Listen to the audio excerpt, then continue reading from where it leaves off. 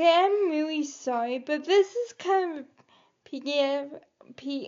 PS to my last one, because the idea that people think I'm atheist actually really kind of bugs me. Not that to all those atheist friends who said thanks for your kindness, I don't mean to debunk that right now.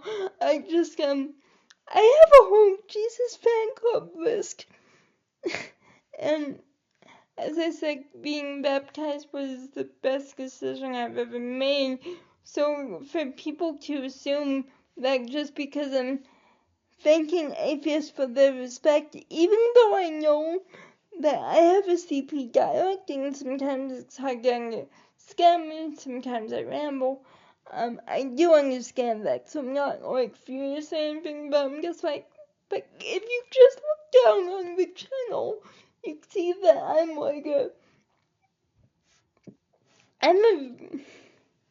not just a fan, I hope to be friend and beloved of Jesus, so, so the idea that people think I'm not kind of bugs me, because like, it saved my emotional life.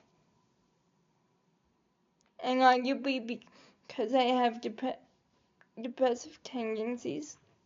There have been a few times, especially in the last year and a half, where it's really kept my head from sinking. And don't worry, I'm okay. I'm okay. I'm just saying I'm okay because I have that spiritual as well as family, friend support network. And it's just really helpful because I feel seen as a disabled person. The whole premise of the cross, the resurrection, how he basically was killed, and I do believe in sin being kind of like karma. So I do believe he took away sin. I do believe that. But I also believe he was killed much like Martin Luther King and many others, for standing up for the oppressed, and you know what? That's people like me, and I think without that kind of spiritual knowledge in my soul telling me, no, he died for you on a personal level, so that you would never feel alone, so that you would never feel fear again about the future when your parents get older. That means so much to me. So the idea that that's not coming across really bugs me. It's like if I don't even know how to explain it, because he is the love of my heart, that to not get across in that way really bothers me, because he has done so much. And if any of the apprenticeship people watch this, I don't mean to make you feel like just tools without human kindness or generosity, but when my last year of university was really, really tough. I was trying to bring forward the idea that people with disabilities were not being shown well in class content, and the teachers weren't getting it. Teachers weren't getting that my computer wasn't working at the time, so I couldn't write my papers down, and they were like, you need to write a paper, and I'm like, my dictation program's broken. And they're like, yeah, but we can't have any alternate types of assignment. And so it was a very tough time. And so I was this close to getting a lawyer to, like, not sue, but at least pay for, like, the courses that were the most psychologically damaging. And I ended up, and it would have been like a $3,000 asking price. But when I got my first, I'm paid every 2 weeks for the apprenticeship. It's a very generous amount of $1,260. So at the end of this apprenticeship, plus the fact that they're being very generous with overtime, if I do it that way too, the final amount far exceeds what I would have been asking for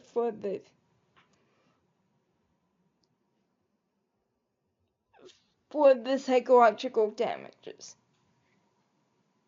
And so I truly feel, and those on different paths who may disagree, but I truly feel it was God hearing me and compensating me for what I went through. Saying, like, basically giving me that table filled with food before those who had hurt me. And the most beautiful thing about it is, I still struggle with forgiveness. I mean, I'm human. But because whenever I connect with him, he's such a loving spirit, and he's so kind and so faithful, even when I'm not. He makes me want to be a better person. Like, there was this, in one of my psychology courses that I took as an elective,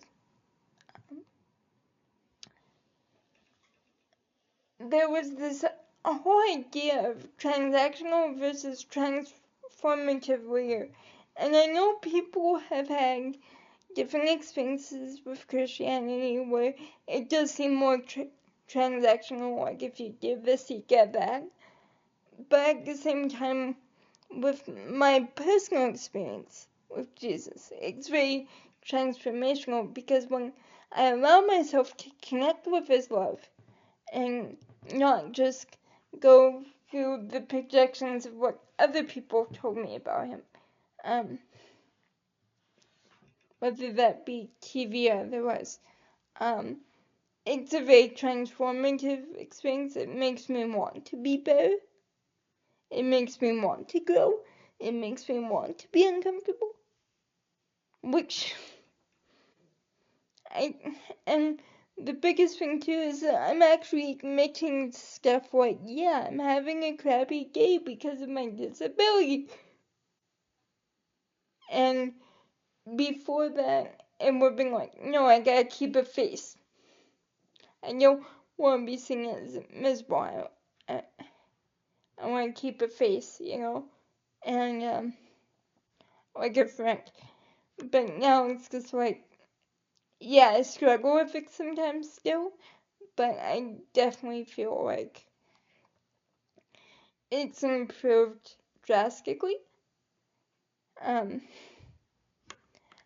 I can't really, like, I could tell you all these things, and as it says in the book of John, if I told you everything, it would fill like countless books. We'd be sitting here till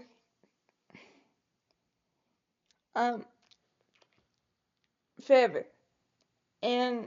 But what I can tell you is, and this isn't for somebody who's like, I've heard some Christians say I don't care what path you're on, just be a good, like, just whatever path you're on, do it well. Do it in love. And so that's what I believe. But for all those who want to spiritual path, don't really know it, want to try something out, just want to come back to him but don't know how, please try, because he is the kindest, most loving, most indescribable friend, beloved you could ever have. And the biggest thing for me too is when I was agnostic / atheist after my grandmother died, the fear of my parents dying was like this irrational fear. But I had this fear that my parents were gonna die, like, somehow in like this horrible way, and I'd be sent off into this warehouse situation.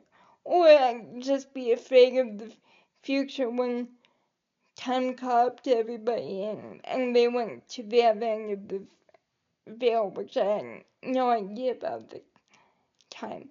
And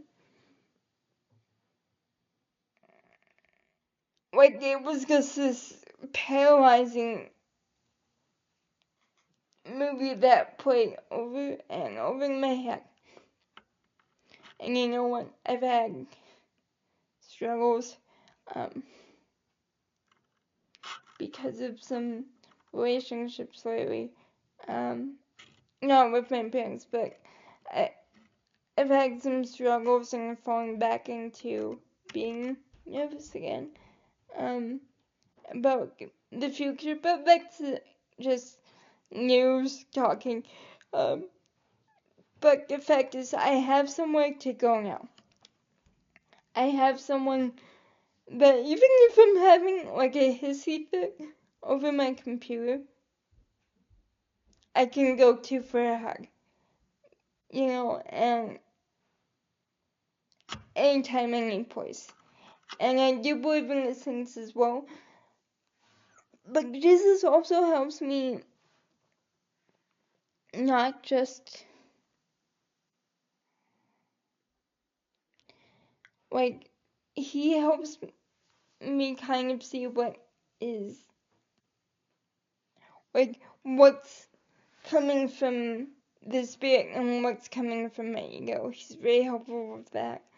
So I finally can just experience love a lot more, and I do struggle with depending on my own strength, and I do struggle with depending on my own strength and thinking I have to be more, do more. But the fact is, those walls are coming down, and they have for the past 4 years now. And I thank him immensely. And again, if you need somebody and you're not on the path, please try it. Because I come from a very open-minded church. It's called the United Church of Canada, and I would love to welcome you. But there are many churches on the conservative liberal spectrum who are very welcoming, so please try it. Please do some research if you need somewhere to go. Because in my experience, best decision I've ever made. So, kind of a long PS, but hope that helps.